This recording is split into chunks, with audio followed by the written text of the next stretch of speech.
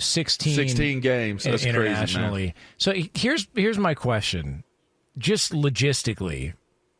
So what are we looking at here? You're going to get what, a game every week internationally? Like, is that how this is going to go? I mean, because I'm trying to figure out the schedule. I mean, that would be 16 weeks. Yeah, and so it's every single. So basically, the bulk of the season, outside of a couple, you're going to get an international game.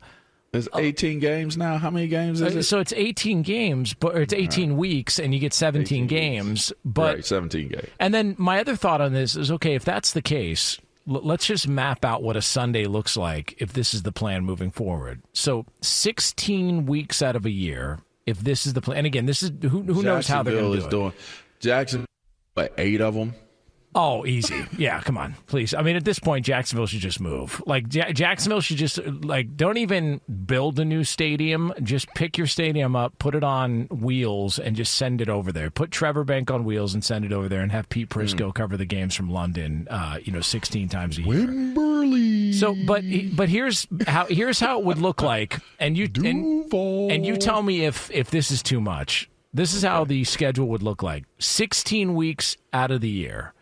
You would have a game start at 9:30 Eastern time. You'd have your 1 p.m. window games, your 4 p.m. windows, your 8 p.m. windows. So 16 Sundays out of a season, you've got 11 hours of almost nonstop football every week.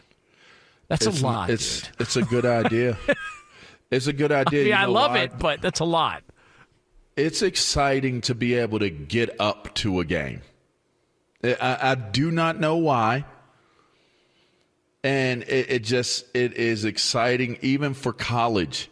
I feel like there's a lot of waiting that goes on for the games to start, like first wave of games. I've said it, but man, I think the East Coast start times at 1 o'clock. That's horrible. Like once people who've lived with that get a taste of it, when they get these international games to start at 9:30 their time, then they start to see, oh yeah, this is awesome. Bro, when I moved to Cali and was living on the West Coast, and that first game came on at 10 o'clock, 10 a.m. The first one comes on, right? That's crazy to me. That is so crazy. Like, bro, you were able to literally get up and go to Sunday school, go to church, and you make it home. If the not for you, of course. I mean, if you're Catholic, you're probably home in time. But us, if I was, Church of God in Christ, we were there until like close to 1:30, 2 o'clock. But I go to my Nana's house right down the street. No more than 6 minutes down the street from where we went to church, kick my shoes off, get me some chicken from Nana, sit with my uncles and watch the games. And it'd be like 1 o'clock, the games would be starting.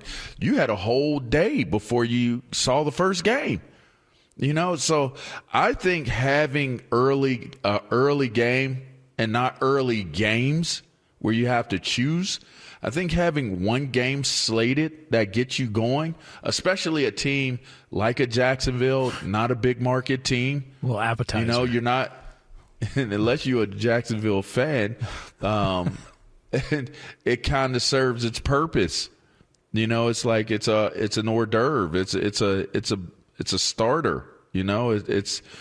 It's just that's not the main course. Yeah. And it's okay because it's just as important as every other meal when you get that appetizer. So I think it's a good idea, as you go early, then you go to first games, then you go the later games, and then you go the Sunday night football game. I mean, I think it's a great idea, to be honest. Because, it basically would turn into what college football is. For those of you like myself who wait around and watch Hawaii late at night, like that's basically what college football has turned into. You're looking at 12 hours of nonstop football all day. And so if you add that on to Saturday and Sunday, the other option would be, if this is the plan, they're looking at 16 international games a year. We talked about Netflix wanting to have an event of their own and wanting more games. Maybe this is the avenue they pick. Maybe Netflix gets Tuesday and it gets to be from an international location. I mean, these are all just ideas, but the fact that you don't have CBS or right. Fox, you don't have that in Europe, do you? I don't feel like you do. Yeah, well, no, I don't, and I think that it would benefit them to have it streaming anyways. Like when the WWE signed up for their $1 billion deal with Netflix, one of the perks was, man, if you're overseas, you get it too. Like it's not one of these things to where you've got to wait, there's a delay. If you have Netflix, you're going to be able to watch it as well too. So, I mean, that's why DirecTV getting the package was so interesting to me, is because of that. And this is what would be a fun, obviously Q would have at a conversation like this. But that's why I felt like, satellite television was so important to the NFL. It's because you can do satellite anywhere in the world. You know what I mean? So versus it being like local cable, like your local cable provider, this, that, and the other. Like, what are the rights? What are the TV rights to it in Europe, Jonas? Like, how does that work?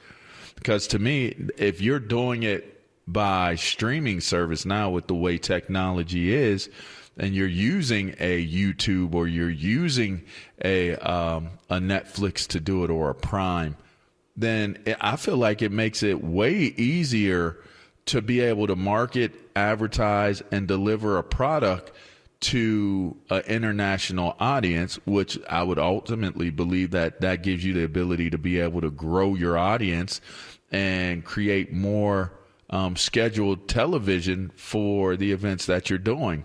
I feel like that's what this would represent, or represents, as it applies to an international audience and market. It's just wild how fast it's grown, man. A few years ago, this would never even been a thought. Like, you're getting gambling sponsors? Wait, what? Like, you're going to go 16 internet? It's crazy, man.